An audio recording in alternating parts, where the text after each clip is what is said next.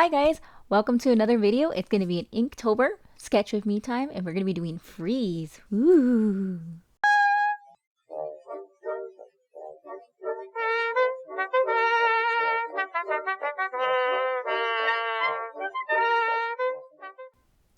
Alright, so to get started, I'm just going to do a gradient background with black. And I know you can do the sketching with colors other than black and gray or black and white, however you want to go about it. But I wanted to stick to the traditional rules of Inktober, which is just using black. And in this case, I also wanted to challenge myself because I haven't been practicing digital drawing as often. And so I decided to do day 4 on my tablet. And, or I should say my computer. Well, it can become a tablet, but that's not the point. So for the freeze concept, I kind of envisioned this person just standing there at the end of this road and it leading into a mountain of scenery. And I wasn't sure what else to convey, like that isolation that someone feels when you're freezing. There's just something about when you're standing there alone. And then not only that, you just feel so incredibly vulnerable and isolated. And to me, like, nothing says you're more vulnerable and isolated, not only by being lost, but being naked. So I wanted to convey that. And at first I was going to draw like this, what should I say? Like this sign that you're at a crossroads, but then I thought, no, that's too abstract or interpretive, I should say. Impressionistic. I don't know. Someone correct me in the comments below. But I just scrapped the idea and I kept the mountain isolation thing. Now, I should say as a disclaimer, I am new to digital drawing. I am not perfect at it. I am still learning. From what I have seen, you can also draw really beautiful basic drawings in Illustrator. And so that's like just like another thing down the road. But again, I'm trying to stay focused as far as drawing goes, either doing it traditionally or digitally at least once a day. And so I really do enjoy the Inktober challenge for this because it has gotten me drawing. And I know this was supposed to be the concept for yesterday, or by the time you guys see this for the 4th. But it was not my, I should say, not my intent to upload this today with the delayed concept. I actually thought about doing day 5, and which was build to make it seem like, I was up to date. I don't know. I guess just because I missed last week's, and that was because this week was my first exams in both of my classes, and so I spent a lot of time studying for that and taking them. And then not only that, I also took the time to just like give myself some self-care because I was feeling like a little burnt out. And with all these changes that are going on with YouTube, it has been a little bit stressful trying to figure out how to redirect my content on my channel since I'm just starting out. Several of you have suggested, and then because I say several of you because I have an Imager account. I'm Ducky Cookies if you guys want to go follow me there. I don't really post often, but anyways, I got several people that were really interested in this post, and they were telling me to head over to Twitch. So I'm trying to figure out how I would make that feasible since I record with my phone, and I'm not really sure if my live stream would really compete with the setup that other people have. It seems way out of my budget as far as this goes for now, and it would be really neat. And I'm just, I don't know, it's a lot to go with. But anyways,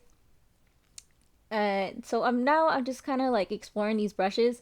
I took this course on Skillshare that says draw a fabulous unicorn. And I decided, to use a lot of the skills that she taught in that class to do this drawing. And I am really glad I took it because, by taking her class, I was able to realize that you can change the hue and saturation after you lay down the color without having to erase it just by going to your layers and adjustment. Going to the image and then under adjustments. You can do that. And it was really neat. And then I also learned how to get more brushes because I was feeling really limited in the brushes that I had before taking this class. I had always heard like really great things about Photoshop, and then to see the limited selection that it came up. I felt like cheated, and I was like, no, this doesn't seem right. I mean, I know that you can create your own, but I thought they would have come with like, some standard set, like here's your watercolor, here's your inking, and it just turns out that I hadn't downloaded them. So obviously my experience was a lot better. But as you can see, like, I'm really new to digital drawing. I have no idea why I decided to do shading, for example, here, because it's obvious that there is no light source coming from any particular direction with the way I did the shading. And it's so funny how, like, you can go back and you can see perfectly what your errors are and nitpick at them. And, like, that's what they call it, hindsight is 2020. But in this case, I'm just like, why would I put shadows on the mountains like that when the light source is coming from the bottom? Like, that does not make any sense. And no. It just looks silly. But anyways, for my line work, it's still really uh, let's just say it's still in development. um but now that I have these new brushes that are, specifically for, certain I guess certain effects, it looks a lot better than what it did. I used to have to go back in there and just painstakingly erase at the lines at various points to give it like a more textured effect so that it wouldn't look all the same, give it varying degrees of, like, pen pressure, just like, with traditional drawing, how if you push harder or softer on the pen, it'll make a different degree thickness, and I had to go back and do that.